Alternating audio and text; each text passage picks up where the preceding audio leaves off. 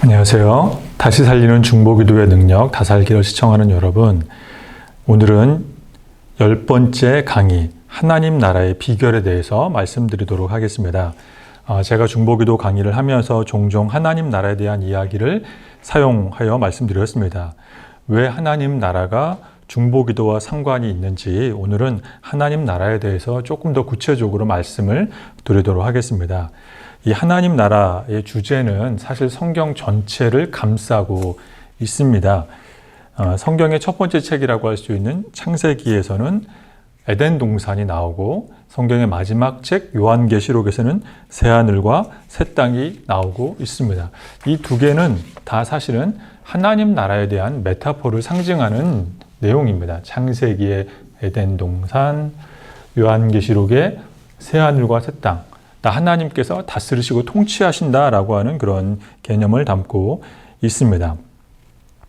그래서 우리는 하나님 나라가 흔히 죽어서 들어가야만 하는 천국, 천당의 개념을 사용을 하고 갖고 있는데, 물론 맞습니다.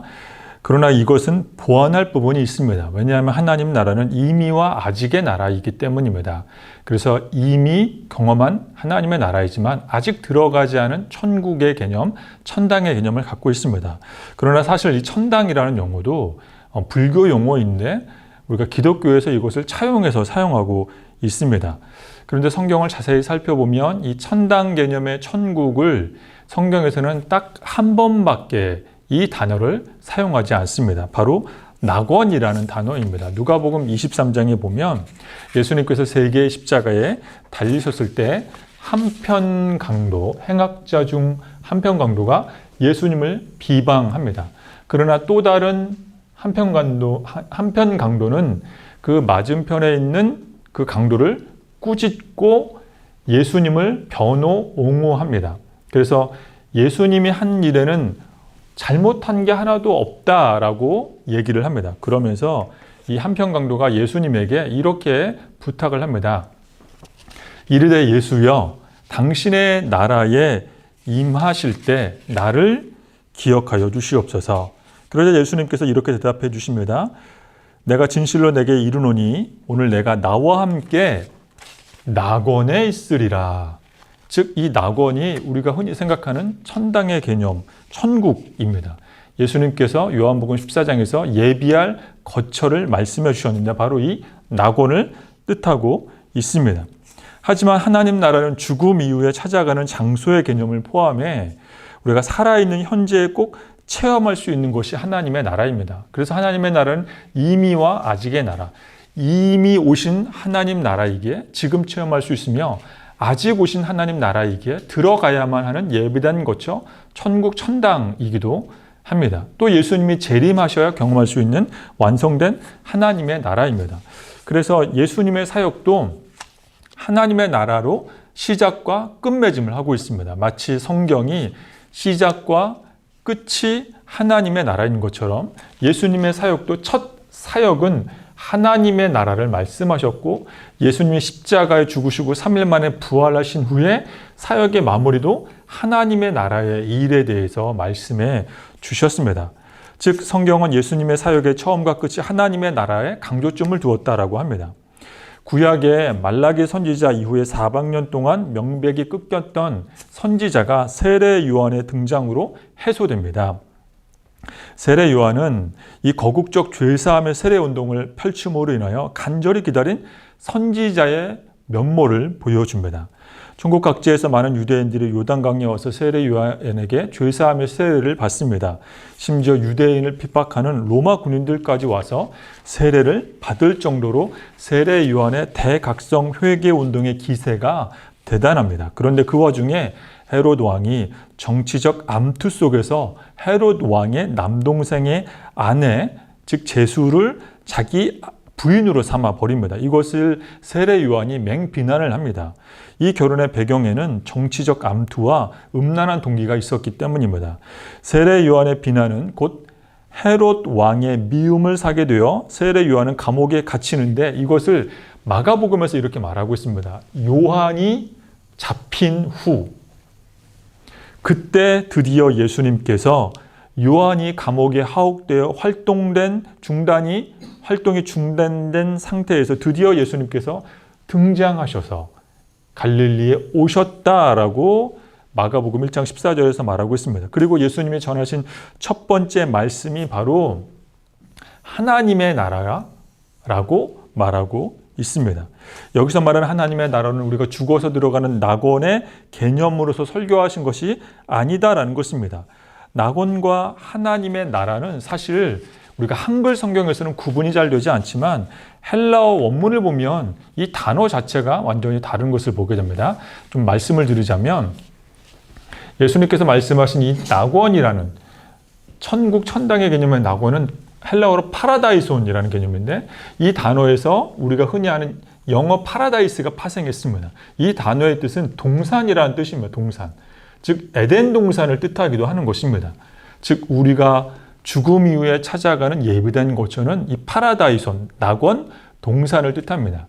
그런데 예수님께서 말씀하신 이 하나님의 나라는 주로 마태복음에서 많이 나왔는데 30번 가까이 나온 이 단어는 하나님의 나라, 헬라어로 바실레ia 호데오스라는 이 단어는 바실레ia 왕국이라는 단어입니다.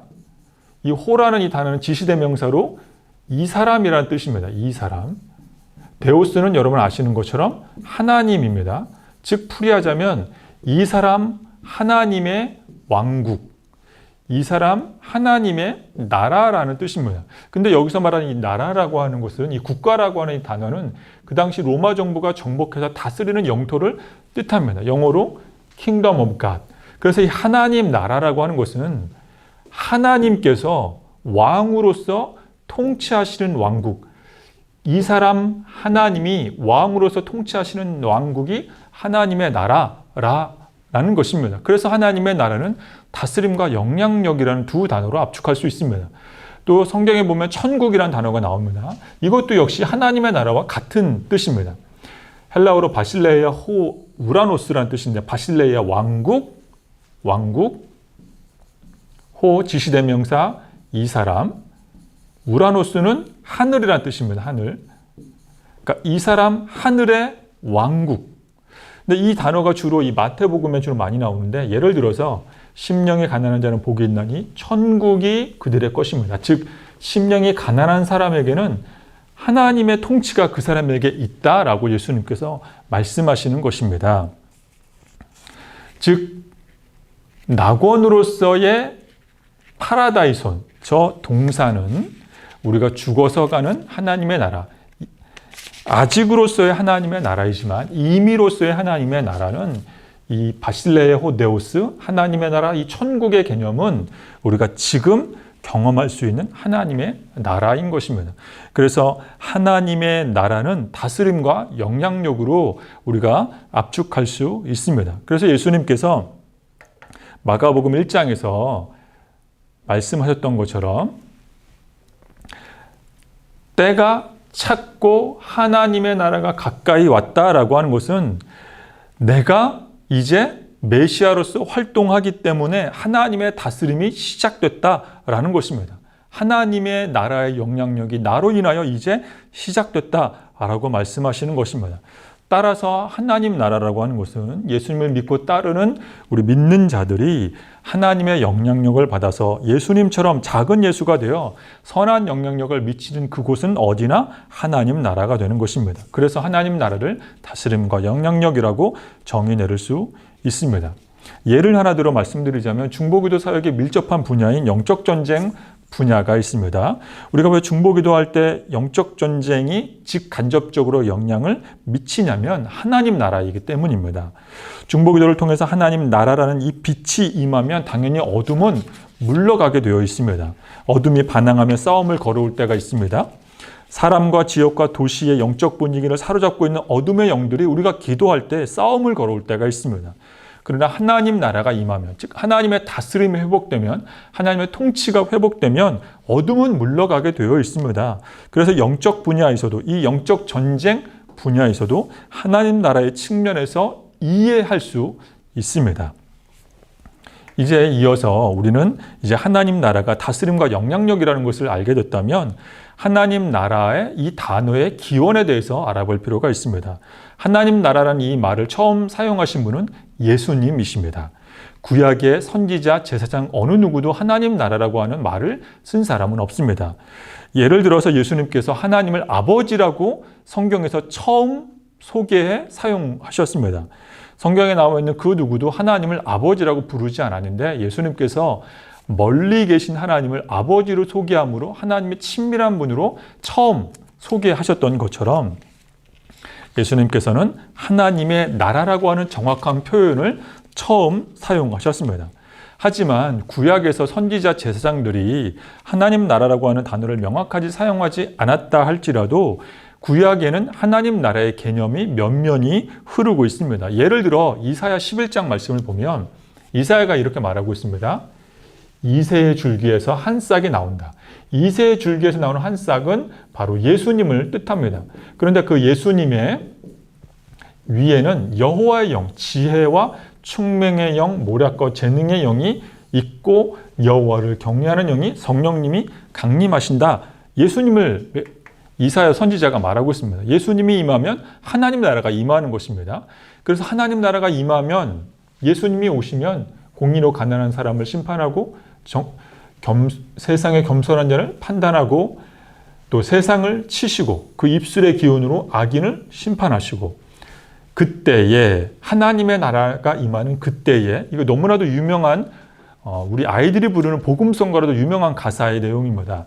이리가 어린 양과 함께 있고 표범이 어린 염소와 함께 있고 송아지와 어린 사자가 살찐 짐승이 함께 있고 또 이렇게 설명을 하고 있습니다. 암소와 곰이 함께 있고 사자가 소처럼 풀을 먹고 젖먹는 아기가 독사구멍에 손을 집어넣어도 물리지 않는다. 하나님의 나라를 이렇게 시적으로 비유적으로 이사야 선지자가 말하고 있습니다.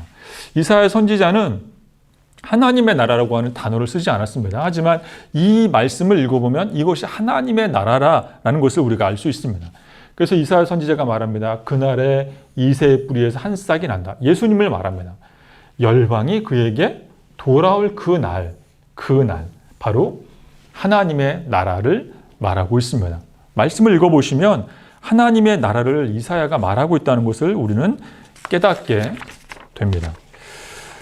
이사야 선지자가 말했던 것처럼 하나님의 나라를 정확하게 말하지 않지만 그 개념이 구약의 바탕에 흐르고 있고 이것을 예수님께서 이렇게 말씀하신 것입니다. 마가복음 1장에서 때가 찼다. 즉 구약에 있는 선지자, 제사장들이 말했던 하나님의 나라가 드디어 때가 찼다. 누구로 인하여? 예수님이 이 세상에 온으로 인하여 그 하나님의 나라가 때가 찼고 그리고 하나님의 나라가 가까이 왔다. 누구 때문에? 예수님 때문에 하나님의 나라가 가까이 왔다라고 예수님께서 말씀하시는 것입니다. 그래서 구약의 선지자들이 말했던 하나님의 나라를 예수님께서 집대성하시고 그것을 이어받아 바울 서신에서 하나님의 나라, 그 아들의 나라, 그의 나라, 자기의 나라 등등으로 표현하여 말하고 있습니다. 그리고 이 하나님의 나라는 교회사에서 200여 년 전에 크리스토퍼 블루마르트라고 하는 목사님을 통해서 칼바르트의 영적 스승이시죠. 블루마르트 목사님이 스위스와 독일에서 하나님의 나라로 활발하게 활동을 하셨고 하나님의 나라를 강조하셨고 우리나라에는 이 하나님 나라의 신학적 개념을 약 40년, 50년 전에 한국에 나온 위대한 신학자인 휠러 신학교회에서 계시는 김세윤 교수님께서 말씀을 하기 시작하셨고 오늘날에는 이제 저처럼 부족한 목회자들도 하나님의 나라에 대해서 많이 강조하고 있는 상황입니다. 생각해보면 예수님의 강조점은 십자가와 부활이 아니라 하나님의 나라입니다. 십자가와 부활 사건, 그것조차도 하나님 나라의 큰 그림 안에 있는 사건으로 해석해야 합니다. 그래서 예수님께서 십자가와 부활을 첫 설교 때도 또 부활 사건 이후에도 강조하지 않으셨던 것은 물론 십자가 부활 사건이 예수님 공생애의 클라이막스이지만 그것조차 하나님 나라의 다스림을 통해서 행하신 일이기 때문입니다. 그러나 예수님께서 공생애와 마무리와 시작을 하나님 나라로 기록한 이유는 예수님의 모든 언행은 하나님 나라의 성취를 엄두에 두셨기 때문입니다. 따라서 우리들의 중보기도의 궁극적 목적도 하나님 나라가 이 땅 가운데 임하는 것이라는 것을 깨달아야 합니다. 하나님 나라가 임할 때 병든 환우가 고침받게 됩니다. 하나님 나라가 임할 때 우리 교회에 부흥이 일어나게 됩니다. 하나님 나라가 임할 때 코로나 바이러스가 고쳐 떨어지게 됩니다. 하나님 나라가 임할 때 선교의 깃발이 우뚝 서게 됩니다. 왜냐하면 하나님 나라는 다스림과 영향력이기 때문입니다. 하나님 나라는 다스림과 영향력입니다. 하나님 나라의 기원은 예수님께서 처음 말씀하셨습니다. 자, 이제 반복해서 설명해드린 하나님의 나라가 중보기도와 무슨 상관관계가 있는지를 이제 마지막으로 말씀드리도록 하겠습니다. 요한복음 1장 초기에 예수님께서 제자들을 콜링하신 장면이 있습니다. 요한복음 1장에 보면 나다나엘이라고 하는 공간복음에 나오는 바돌로메라는 예수님의 제자가 있습니다. 나다나엘, 우리가 이제 흔히 공간복음에서는 바돌로메라고 말합니다. 그래서 이 바는 누구누구의 아들, 돌로메의 아들 바돌로메라고 해석을 할 수 있는 예수님의 제자가 있습니다. 하루는 먼저 예수님을 만난 빌립이 나다나엘을 찾아가서 이제 모세의 율법, 구약의 선지자들이 말했던 그 메시아를 만났다라고 말합니다. 그가 나사렛이라는 동네에 있는 예수다라고 빌립이 나다나엘에게 소개를 합니다. 그런데 이 빌립의 얘기를 들은 나다나엘의 반응이 시원치 않습니다. 나다나엘이 이렇게 말합니다. 나사렛에서 무슨 선한 것이 날 수 있느냐. 사실 나사렛이라고 하는 동네는 그 당시에 소외받는 동네, 가난한 사람들의 동네, 유명한 랍비가 없는 그런 가난한 사람들의 동네였습니다. 그 당시에 유명한 랍비는 주로 예루살렘에서 활동을 했고 또 철저한 금욕주의 신앙운동을 일으키는 사람들은 주로 광야에 머물러 있었지만 나사렛에는 주목받을 만한 인물이 없었기 때문입니다. 나다나엘은 괜찮은 합리적인 의심을 하고 있습니다. 그러나 빌립의 간청으로 속는 셈치고 예수를 만나기 위해 나다나엘이 찾아갑니다. 나다나엘을 본 예수님은 쉽게 이해하기 어려운 암호 같은 평가를 그에게 내리십니다. 이렇게 말씀하십니다. 예수님은 나다나엘이 오는 것을 보시고 그를 가리켜 이르시되 보라, 이는 참으로 이스라엘 사람이라 그 속에 간사한 것이 없다. 이스라엘 사람이라고 하는 것은 나다나엘이 즉 야곱의 후손이다라는 것입니다. 그런데 여러분 잘 아시는 것처럼 야곱의 특징은 속이는 사람입니다. 간사함 투성이입니다. 결함이 있습니다. 그런데 나다나엘이 이스라엘 사람, 야곱의 후손이지만 이 나다나엘에게 간사한 것이 없다라고 말씀해 주신 것은 나다나엘이 야곱의 결함을 극복한 사람이다라는 것입니다.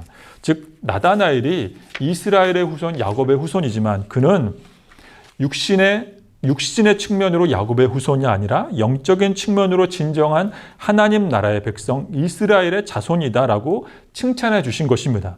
약점을 극복한 성숙한 사람이다라고 한눈에 꿰뚫어 보십니다. 그러자 나다나엘이 이렇게 말합니다. 어떻게 우리는 초면인데 나를 아십니까? 그러자 예수님께서 이렇게 대답하십니다. 빌립이 너를 부르기 전에 내가 무화과 나무 아래에 있을 때에 나는 보고 알았다. 여기서 역시 수수께끼 같은 우리는 말씀을 대하게 됩니다. 무화과 나무 아래에 있다는 것이 무슨 뜻일까? 이 무화과 나무 아래에 있다는 것은 대략 두 가지로 해석할 수 있습니다. 첫 번째는 무화과 나무를 소유할 정도로 나다나엘이 중산층 이상의 자장롱이었다라는 것입니다. 두 번째는 이것은 그 당시에 랍비들이 주로 쓰는 격언, 속담의 의미이기도 하는데 메시아가 오기를 기대하는 사람들은 주로 무화과 나무 아래 있었다라고 말하고 있습니다. 이 무화과 나무는 이스라엘 사람들에게 생활 밀착형 과일입니다. 그래서 이스라엘 사람들은 아담과 하와가 따먹은 선악과가 무화과 나무일 것이라고 생각할 정도로 무화과 나무를 아주 소중하게 생각을 합니다. 그런데 무화과 나무 아래 있다는 것은 즉 메시아가 오셔서 이제 모든 사람들에게 땅을 골고루 나누어 줄 것을 기대하고 기다리는 사람이라는 뜻이 있는 것입니다. 즉 메시아가 오셔서 로마의 압제로부터 해방해 줄 메시아를 기다리는 경건한 사람, 기도하는 사람이었다라는 것입니다. 다시 말씀드리자면 나다나엘은 아무도 시키지 않았지만 조국을 위해 홀로 중보기도하는 그런 사람이었다. 메시아를 기다리는 사람이었다라는 것입니다. 그러자 나다나엘이 이렇게 대답합니다. 랍비여, 당신은 하나님의 아들이시고 당신은 이스라엘의 임금이십니다. 즉 하나님의 나라를 말하고 있습니다. 이스라엘을 다스리시는 분. 그러자 예수님께서 이렇게 말씀하십니다. 내가 너를 무화과 나무 아래 보았다 하므로 믿느냐? 이보다 더 큰 일을 보리라. 그 큰 일이 무엇이냐면 51절에서 이제 말하고 있습니다. 그 큰 일은 무엇이냐면 하늘이 열리고 하나님의 사자가 인자 위에 오르락내리락 하는 것을 보리라. 자, 이 말씀을 들으면 우리가 떠오르는 인물이 있습니다. 야곱입니다. 예수님께서 나다나엘을 보며 이스라엘 사람이다라고 했습니다. 즉 야곱의 후손이라고 했습니다. 그러면서 예수님께서 나다나엘에게 약속하신 축복의 말씀, 약속의 말씀은 하나님의 사자들이 오르락내리락 하는 것을 보리라 라는 것을 말씀해 주셨습니다. 즉 이스라엘, 야곱이 형 에서의 살해 위협을 피해 아버지 이삭의 집을 떠나 외삼촌 라반의 집으로 야밤도주를 할 때 창세기 28장에 보면 베델에서 야곱은 한밤중에 꿈을 꿉니다. 그래서 자신이 돌베개를 눕고 잠든 그곳에 하늘이 열리며 천사들이 땅에서 하늘로, 하늘에서 땅으로 오르락내리락 하는 것을 보았는데 나다나엘 너는 야곱의 후손, 이스라엘 후손이고 너는 지금 이스라엘이 꾸는 꿈, 야곱이 꾸는 꿈을 네가 꾸고 있는데 너는 그 꿈을 보게 될 것이다. 너는 야곱이 꾼 꿈을 보게 될 것이다. 라는 엄청난 축복의 말씀을 해주십니다. 그렇습니다. 누구나가 다 나다나엘처럼 그런 열망이 있습니다. 거룩한 꿈이 있습니다. 영상을 시청하는 분들도 이 중보기도 영상, 다살기 영상을 시청하시는 거룩한 목적이 있기 때문일 것이라고 생각이 듭니다. 그래서 어떤 분들은 영적인 친밀감을 위해서, 어떤 분들은 영적인 성숙을 위해서, 또 마음의 소원의 응답을 위해서, 건강과 치유를 위해서, 결혼, 출산, 취업 여러 가지 실제적인 문제를 위해서 이것이 응답받기 위해 이 영상을 시청하실 것입니다. 하나님의 음성을 듣고 싶어서, 하나님의 인도하심을 받고 싶어서, 하나님을 아는 지식이 충만해지고 싶어서 다양하고 거룩한 목적이 있으실 것입니다. 사랑하는 여러분, 응답받기를 축원합니다. 응답받기를 예수님의 이름으로 축원드립니다. 나다나엘도 그랬습니다. 나다나엘이 평소 무화과 나무 아래에서 기도했던 이유는 천사들이 하늘과 땅을 이어주는 야곱의 꿈을 꾸는 사람이었기 때문입니다. 메시아 사상을 품었기 때문입니다. 그런데 여기서 우리는 예수님의 대답을 다시 한번 자세히 살펴볼 필요가 있습니다. 예수님께서 이렇게 말씀해 주십니다. 하늘이 열리고 하나님의 사자들이 인자 위에서 오르락내리락 하는 것을 보리라. 인자 위에서, 야곱 위에서가 아닙니다. 인자 위에서 하나님의 사자들이 오르락내리락 하는 것을 본다고. 이 인자는 바로 예수님을 가리킵니다. 이제 더 이상 과거에 결함 많았던 인간 야곱의 꿈을 꾸는 것이 아니라 나다나엘 너는 인자 위에서 하나님의 사자들이 오르락내리락 하는 것을 볼 것이다. 즉 다른 말로 말씀드리자면 예수님이 펼쳐질 하나님의 나라, 십자가와 부활 사건을 너는 보게 될 것이다 라고 이제 예수님께서 나다나엘에게 약속해 주시는 것입니다. 나다나엘이 기대했던 것 이상의 엄청난 축복의 말씀을 해주시는 것입니다. 너무너무 부럽습니다. 너무너무 부럽습니다. 그리고 실제로 나다나엘은 지금 오늘날의 터키 옆 국가인 아르메니아까지 복음을 전하다가 이제 순교한 것으로 우리가 알고 있습니다. 사랑하는 여러분, 예수님께서 나다나엘에게 약속해 주셨듯이 홀로 자신만의 무화과 나무 아래 머무는 사람, 그 기도의 사람에게 하나님께서는 함께 해주십니다. 그러나 제가 주목하는 것은 바로 여기에 있습니다. 이 말씀입니다. 예수님께서 나다나엘에게 주신 말씀, 내가 진실로 진실로 너희에게 이르노니 하늘이 열린다고 하셨습니다. 하늘이 열린다. 즉 나다나엘처럼 자신만의 무화과 나무 아래서 기도하는 사람은 하늘이 열리며 하나님의 나라가 임할 것이다 라고 예수님께서 말씀해 주신 것입니다. 비록 육신의 관점에서는 우리의 영혼이 갇혀져 있어서 하늘이 열리는 것을 보지 못할지라도 예수님께서 나다나엘에게 약속해 주셨듯이 홀로 기도하는 사람, 홀로 골방에서 기도하는 그 사람이 기도의 문을 열기 시작할 때 반드시 하늘의 문도 열릴 줄도 믿습니다. 하나님 나라가 역사하게 될 것입니다. 이제 제가 과거에 섬겼던 교회 청년과의 일화를 이야기하며 강의를 마무리하도록 하겠습니다. 몇 년 전에 한 청년이 저를 급하게 찾아와서 신방 요청을 하였습니다. 교회 카페에서 만났습니다. 그런데 그 예전에 제가 섬기던 교회 청년이 저를 만나자마자 말을 잇지 못하고 계속 울먹거리며 눈물을 흘리고 있습니다. 저는 느낌이 뭔가 좋지 않아서 그 청년에게 제가 먼저 말을 꺼내 물어보았습니다. 혹시 어머니에게 무슨 안 좋은 일이 생긴 거니? 그러자 그 청년이 하는 말이 본인의 어머니가 교회에서 신앙생활 잘하시는 집사님이었는데 갑자기 신천지에 빠졌다라는 것입니다. 그 청년의 어머니는 나름 교회에서 열심히 봉사하시는 분이셨습니다. 그런데 그 청년의 어머니가 신천지에 빠진 배경을 지금 이 자리에 다 시간관계상 소개할 수는 없습니다만 제가 그 청년의 이야기를 대략적으로 1시간 정도 듣고 나서 저는 이렇게 말해 주었습니다. 그럼에도 마지막에 가서는 하나님이 승리하실 거야. 반드시 하나님이 승리하실 거야. 너는 엄마의 영혼을 포기하지 말고 끝까지 엄마의 영혼을 위해서 기도하자. 결국에는 하나님이 승리하실 거야. 몇 년이 지났습니다. 며칠 전에 그 청년으로부터 전화가 왔습니다. 코로나19로 인하여서 신천지의 문제가 언론에 보도되면서 그 어머니가 더 이상 신천지 교회에 나가지 않는다는 것입니다. 할렐루야. 물론 아직까지 그 어머니가 개종 교육을 받고 건강한 기존의 교회로 돌아오진 않았습니다만 그 청년과 통화하면서 저는 예전과 같은 이야기로 그 청년을 위로해 주었습니다. 결국에는 하나님이 승리하신다. 제가 그렇게 이야기했던 이유는 하나님의 나라를 믿기 때문입니다. 오늘 강의를 정리합니다. 하나님 나라의 정의는 다스림과 영향력입니다. 하나님 나라의 기호는 예수님께서 말씀하셨습니다. 중보기도와 하나님 나라의 상관관계, 우리가 기도할 때 하늘의 문이 열리게 될 것입니다.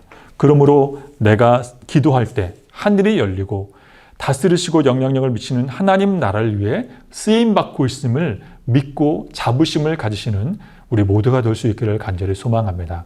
기도하겠습니다. 사랑의 하나님 아버지, 우리가 기도할 때 하늘의 문이 열릴 줄로 믿습니다. 우리는 영원히 어두워 보지 못하지만 우리가 기도의 문을 열 때 하늘의 문이 열릴 줄로 믿습니다. 예수님의 이름으로 기도드립니다. 아멘.